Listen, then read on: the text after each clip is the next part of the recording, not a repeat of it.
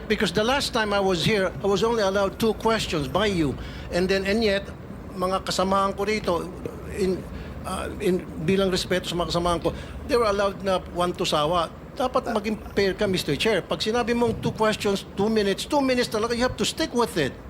You're not being fair, Mr. Chair. I am fair kasi nandito ka sa No, kasi nung last time, sabi mo sa akin, 2 questions lamang. Sabi mo 1 question. Sabi ko, tinitipid mo ako, sabi mo 2 questions. And now, pinapayagan mo kahit na ilang questions. Be fair, Mr. Chair.